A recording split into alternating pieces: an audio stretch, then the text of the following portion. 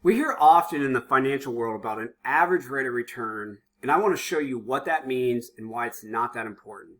The financial industry has us focused on average rate of return, but a better indicator of the money we get to keep from our investments is the yield, or the real rate of return. Now let's suppose you have $1 million and you have a choice to keep your money in an account that's going to give you an average rate of return of 25% a year, or keep it in an account that's going to give you a 5% return every year. Now which would you choose? Now in our first example, in the first year you get 100% rate of return and you double your money. Fantastic. In the second year you lose 50% and you're back down to the same $1 million you started with.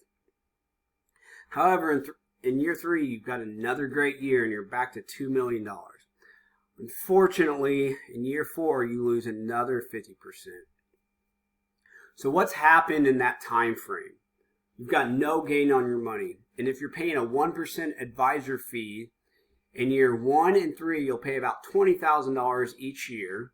And in years 2 and 4 you'll pay about $10,000 each year in fees. So about $60,000 in fees.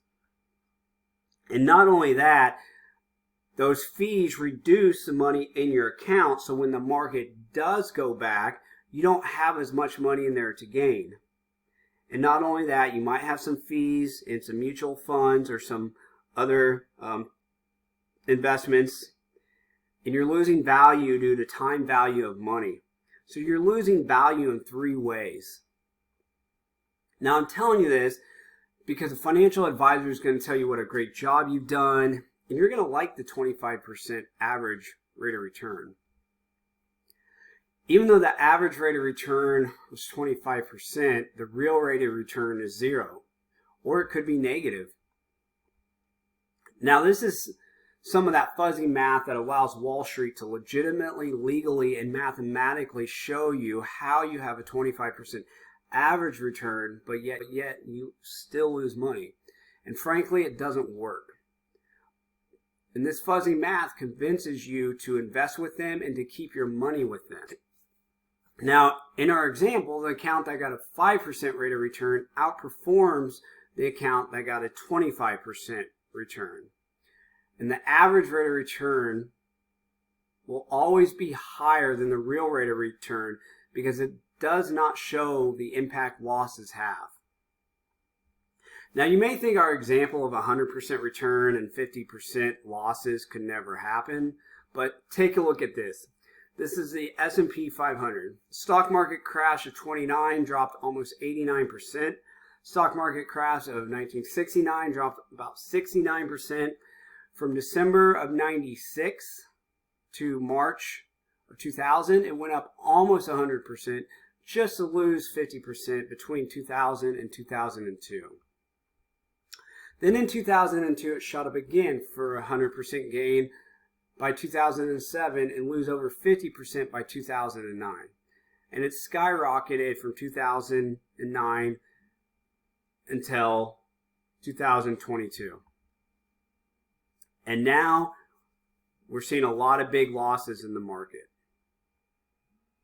Now in our next example on the left, we look at the market returns from 1961 through 1987. We start out with $160,000 and we end up with $680,000 in that time frame.